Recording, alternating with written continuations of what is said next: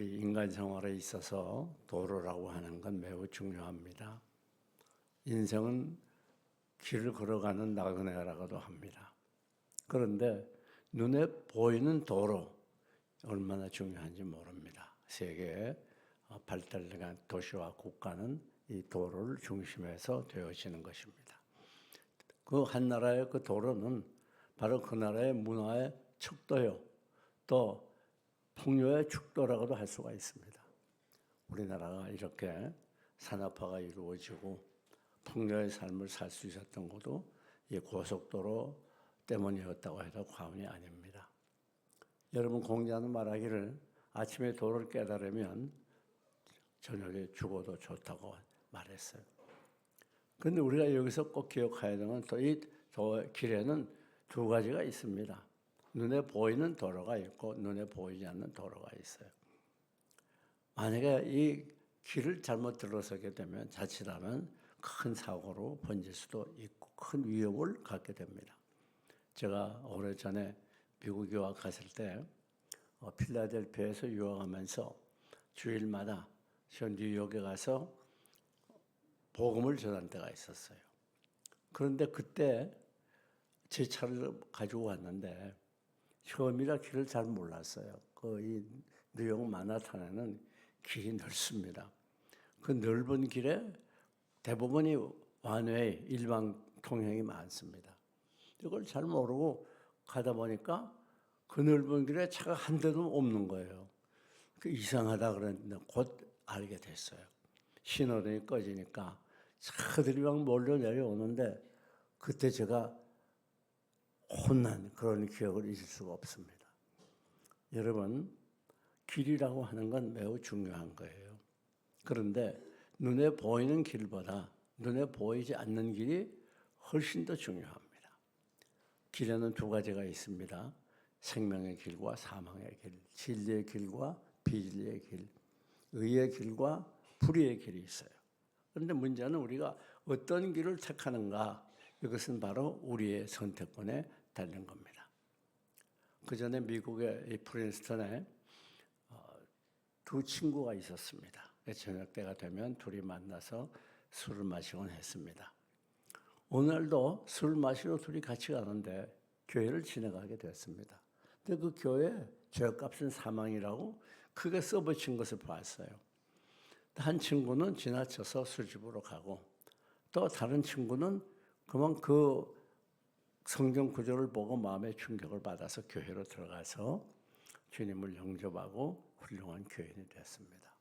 오래 지난 후에 이 감옥에 들어간 친구가 이 다른 술집에 갔던 친구가 범죄해서 감옥에 들어가게 됐습니다. 감옥에 소식이 들어오는데 그때 교회 갔던 그 친구가 대통령이 되었다고 하는 소식이었어요. 그래서 그것에서 통곡하며 울었다고 하는 이야기가 있습니다. 여러분, 우리가 어느 길로 가냐 하는 것은 우리의 행복과 불행을 결정지어주고 성공과 실패를 결정지어주는 중요한 척도가 되는 것입니다. 근데 오늘 본문을 보면 예수님께서 내가 곧 길이라 그렇게 말씀하셨습니다. 우리 주님이 길입니다. 여러분, 주님은 우리에게 가는 길을 인도해 주는, 갈 길을 보여주는 길이에요. 길 자체십니다. 그 주님께서 어떤 길인가, 그것을 본문에서 몇 가지를 우리에게 가르쳐 주는데, 그 첫째는 우리 주님은 바로 하나님께로 인도하는 길입니다. 여러분, 하나님과 우리 인간은 이렇게 서로 원수 관계였어요. 그러니까 에덴 동산에서 아담과 하와가 범죄한 후에 에덴 동산에 추방되고 그 다음부터 그 죄로 인해서 하나님과 가까이 갈 수도 없어요. 하나님이 우리에게 올 수도 없어요. 죄의 장벽이 가로막혀 있는 겁니다. 그런데 하나님께서 우리 인류 구원을 위해서 독생자 예수 그리스도를 보내시고 우리 예수님이 이 땅에 오셔서 머리에 가시관 쓰시고 손발에 못 박히시고 옆구리에 창을 찔러서 피와 땀과 진액을 다 쏟아 생명보로 죽어주셨어요. 그래서 구원의 길을 열어놨습니다. 누구든지 이 예수를 구주로 영접하기만 하면 구원을 받습니다. 다시 말해서 하나님과 인간 사이에 다리를 놓아 놨다 그 말입니다. 여러분, 그래서 이것을 신학적으로 중보자라 그렇게 말해요. 가운데에서 하나님과 인간 사이의 중보 역할을 한 것입니다. 그런데 우리가 꼭 기억해야 될 게 있어요. 요즘 종교다원주의가 있습니다. 종교다원주의는 세상의 모든 종교는 다 하나라는 거예요. 그래서 마치 산 정상은 하나이지만은 산을 올라가는 길은 여러 개가 있는 것 같이, 또 그리고 어느 길로 가든지 정상만 올라가면 된다고 생각하는 것처럼 구원이 어느 종교에나 다 있다고 그렇게 말하고 있습니다. 완전히 잘못된 거예요. 구원은 오직 예수 그리스도를 통해서만 이루어질 수가 있습니다. 왜 그런가 하면 하나님을 모르는 사람들은 열심히 산을 올라가요. 하나님을 찾으려고 그래요. 그러나 참 하나님을 누군지 알지도 못해요. 그리고 그들이 열심히 노력하고 애쓰지만은 하나님도 찾지 못할 뿐 아니라 오히려 수고하고 노력하면 할수록 더 큰 공허와 황폐한 마음이 들게 될 수밖에 없는 것입니다. 여러분, 그래서 이 땅에서는 이 죄인들이 이 죄를 가지고 있기 때문에 하나님을 만날 수가 없어요. 그 죄 문제 해결하기 전에는 그러한 하나님을 만나지 못합니다. 그런데 우리 예수님께서 이 땅에 오셔서 우리 위해서 죽어주셨기 때문에 우리가 이 예수 그리스도를 통하여 죄 용서함 받고 하나님을 만나게 됐습니다. 뿐만 아니라 예수님을 화목제물이라고도 말합니다. 그게 무슨 말인가 하면 이제 인간이 다 죄로 죽었어요. 그 인간의 죄가 하나님과 인간 사이를 가로막아서 인간이 하나님께 가까이 갈 수가 없고 하나님이 인간에게 올 수가 없습니다. 그런데 예수님께서 이 원수되었던 하나님과 인간 사이를 완전히 서로 화목하게 했어요. 서로 교제하게 하고 서로 통하게 하신 것입니다. 이게 놀라운지 아닐 수가 없어요. 자, 이 화목제물이라는 말은 무슨 말인가 하면 구약 시대에 사람이 범죄하게 되면 그 범죄한 사람이 양과 소나 또 비둘기나 여러 가지 제물을 가지고 제사장 앞에 갑니다. 그러면 제사장이 그 짐승에게 안수기도를 하고 그 사람의 죄를 그 짐승에게 전가시켜요. 그리고 그 사람은 죄가 용서함 받는 겁니다. 그리고 그 짐승이 대신 그 사람의 죄를 짊어지고 죽는 거예요. 마찬가지로 우리 예수님이 화목제물이 됐다는 말은 이제 우리 온 인류의 죄를 다 용서해 주시기 위해서 인류의 죄를 한 몸에 지고 한 마리의 어린 양처럼 예수님께서 십자가에서 죽으셨어요. 그걸 말하는 거예요. 그러니까 이 예수님을 우리가 믿기만 하면 하나님과 더불어 화목하게 되는 거예요. 그러니까 예수 외에는 길이 없어요. 사도행전 4장 12절을 보게 되면 천하 인간의 어떤 이름으로도 구원받을 만한 이름을 주신 이 없다 그랬어요. 오직 구원은 예수 그리스도만 통해서 얻을 수가 있는 거예요. 네. 여러분, 이게 놀라운 진리가 아닐 수 없습니다. 아무리 다른 종교에서 기독교는 독선이라고 말해도 그건 어쩔 수가 없어요. 왜?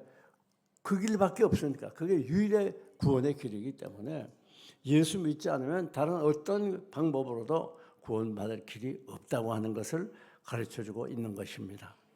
예수님은 유일의 길이에요. 그런 걸 나로 말미암지 않고는 아버지께로 올 자가 없다고 그랬어요. 예수님을 통해서만 우리 하나님께 나아갈 수가 있게 되고 구원을 받게 되는 것입니다. 뿐만 아니라 예수님은 어떤 길인가 하면 축복과 번영의 길입니다. 여러분, 세계를 이렇게 펼쳐놓고 볼 때에 하나님을 잘 믿는 나라들이 다 잘 살고 크게 번성했어요. 그리고 높은 문화를 가지고 있고 하나님을 믿지 않고 우상을 섬기는 나라치고 잘된 나라가 없습니다. 하나님께서는 하나님을 믿는 자들에게 복을 많이 주세요. 여러분, 그런데 그 여러 가지 복을 핵심만 요약한다고 하면 예수 그리스도 믿으면 우리가 모든 죄 다 씻음받고 의롭다 칭함을 받는, 즉 의인이 되는 거예요. 이게 얼마나 큰 복인지 모릅니다. 예수 그리스도의 보혈의 피가 우리 죄를 다 씻어 주시는 거예요. 그러면 정결한 사람이 돼서 하나님과 더불어 교제할 수 있고 하나님을 만날 수가 있는 것입니다. 여러분, 이게 보혈의 능력이에요. 주의 보혈 능력이 있도다. 주의 피 믿어. 주의 보혈 어린 양의 매우 귀중한 피로다. 자, 어떤 다른 종교, 그렇게 많은 다른 종교 중에서 이 속죄의 교리가 없어요. 구속의 교리가 있는데 아무것도 없습니다. 그건 죄 용서만 받지 못하면 하나님 만날 수 없는데, 그럼 어떻게 하나님을 만나고 구원을 받겠습니까? 그런 거로 구원은 오직 예수 그리스도를 통해서만 얻을 수 있는 것입니다. 여러분, 그런데 이 주님을 믿음으로 인하여 얻어지는 복 중에서 가장 핵심적인 건 무엇인가 하면, 예수 그리스도 믿으면 하나님이 우리를 하나님의 자녀로 삼아 주신다는 거예요. 참 대단한 권리지요. 여러분, 요즘처럼 이렇게 더 살기 어려운 때일수록 부모가 어떤 분인가, 그것이 자녀에게 미치는 영향이 굉장히 크다고 볼 수 있지요. 부모가 잘 살고 여유가 있으면 그 자식이 한결 더 쉽게 편하게 세상을 살아갈 수 있을 수도 있습니다. 마찬가지로 어떤 부모를 만나느냐, 이것이 굉장히 중요한 것인데, 우리 하나님은 우주 만물을 창조하신 전능하신 하나님, 이 전능하신 하나님이 여러분의 아버지가 되어주시는 거예요. 우리는 하나님의 자녀예요. 누구나 다. 놀라운 일이 아닐 수 없습니다. 그래서 요한복음 1장 12절에 보니까 영접하는 자, 곧 그 뜻대로 부르심이 입은 자들에게는 하나님이 자녀가 되는 권세를 주셨다.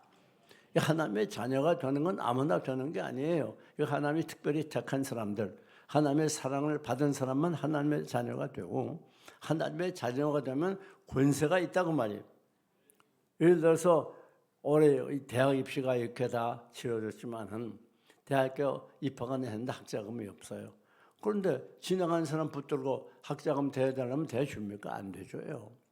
오히려 정신병자 취급받을 거예요. 그럼 아버지에게 가서 나 대학 입학했는데 학자금 입학금 주세요. 그러면 두세 말 없이 주는 거예요. 그게 뭔가 하면 자녀의 권세입니다. 그러니까 우리가 하나님의 자녀가 됐기 때문에 우리에게는 권세가 있어요.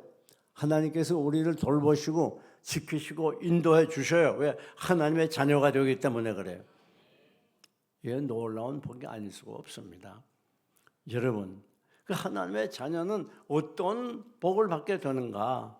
첫째는 하나님의 자녀가 되면 하나님께서 어떤 문제도 다 해결해 줘요. 그래서 시편 50편 15절을 보면 환난 날에 나를 부르라, 내가 너를 건지리니 내가 나를 영화롭게 하겠다 그랬어요.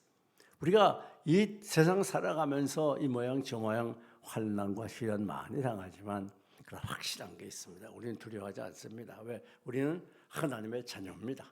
하나님이 해결해 주십니다.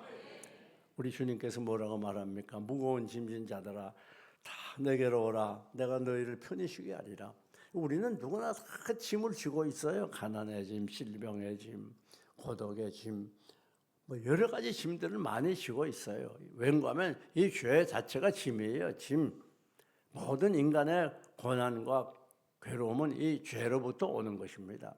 그렇기 때문에 오늘 우리들이 예수 그리스도가 우리 위하여 십자가에 죽어주시고 구속해 주시고 하나님의 자녀를 삼아 주셨기 때문에 주님께 가기만 하면 우리의 무거운 짐 다 해결해 주시고 주님 앞에 내려놓고 하나님께 감사할 수 있다는 말입니다.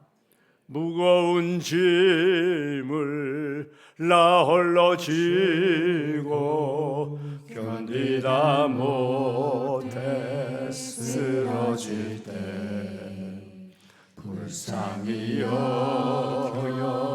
구원해 주니 은혜의 주님 오직 예수. 그렇습니다. 아무리 무거운 짐이라도 우리 하나님 다 받아주시고 다 해결해 주세요.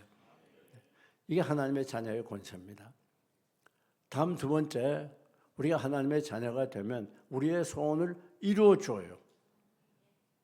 왜? 하나님의 자녀이기 때문에. 아무에게나 소원을 이루어주시는 게 아니에요. 우리가 하나님의 자녀가 된 이상 우리가 가진 여러 가지 해결해야 될 것들, 소원들, 기도의 제목들 하나님이 다 이루어 주는 거예요. 참 놀라운 일이 아닐 수가 없습니다. 가나안 여인이 귀신 들린 딸을 예수님께 고쳐달라고 기도하실 때 예수님 뭐라고 말하죠? 내 소원대로 되리라. 내 소원대로 되리라. 그 가나안 여인의 소원만 이루어주는 하나님이 아니에요. 여러분의 소원도 다 이루어주시기를 원해요. 왜? 여러분은 하나님의 자녀이기 때문에. 시편 103편을 보면 가장 좋은 것으로 너에게 이루어주겠다 그렇게 말해요. 하나님은 우리에게 소원을 이루어줄 때에 시시한 것 주는 하나님이 아니라 가장 좋은 것으로 값진 것으로 우리에게 축복해 주시는 것입니다. 사랑하는 교회 여러분, 이게 하나님의 자녀의 권세예요. 하나님의 자녀는 이러한 권세가 있습니다.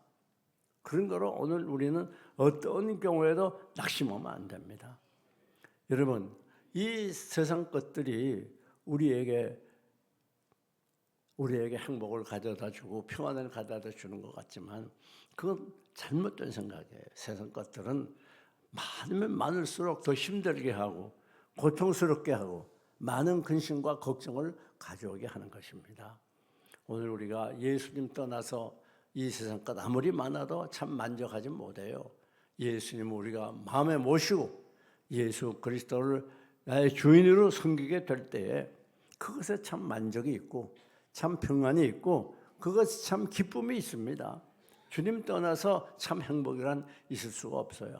아무리 세상 것을 쫓아 달려가고 그리고 생각대로 세상 것을 많이 소유했어도 거기에 참 기쁨이 없어요. 세상 것은 그게 물질이 됐든 쾌락이 됐든 권력이 됐든 뭐가 됐든 간에 많을수록 사람을 고통스럽게 하고 힘들게 하는 것입니다. 여러분, 미국의 이 소유 재벌 천문학적인 재산을 가진 장폴이라는 분이 있었습니다. 그런데 이분이 5번 결혼했다 이혼했어요. 그리고 아들 둘이 있었는데 맏아들은 술 중독으로 죽었고 둘째 아들은 폐렴으로 죽었어요. 세상 것은 결코 우리를 행복하게 못합니다. 우리가 잘 아는 마릴린 먼로도 얼마나 날렸어요. 그러나 온갖 것 다 가졌지만은 3번씩 결혼하고 이혼하고 그러는 과정에서 수면제 없이는 잠을 못 자는. 그래가지고 결국 36세 죽지 않았습니까? 이 땅의 것은 우리에게 오히려 더 아픔과 고통을 가져와요. 오직 우리 마음에 예수 그리스도를 모실 때 이 예수 그리스도가 내 주인이 되고 하늘에 계신 우리 하나님이 내 아버지가 될 때에 그는 참 행복한 삶을 살 수가 있어요. 왜? 우리의 모든 문제를 해결해 주시기 때문입니다. 뿐만 아니라 3번째, 하나님의 자녀가 되면 하나님이 우리의 기도를 응답해 주신다고 그랬어요. 아무나 응답해 주는 게 아니에요. 예수 그리스도를 믿고 하나님의 자녀가 돼야 하나님이 응답을 해 주세요. 마태복음 7장을 보면 놀라운 말씀이 기록되어 있습니다. 너희가 자식이 떡을 달라면 돌을 주고 생선을 달라면 뱀을 줄 자가 있겠느냐. 너희가 악한 자라도 자식에게 좋은 것을 줄 줄 알거든. 하물며 하늘에 계신 너희 아버지께서 구하는 자에게 좋은 것을 주시지 않겠느냐. 자, 이 세상 아버지와 육신의 아버지와 하나님 아버지를 비교한 거예요.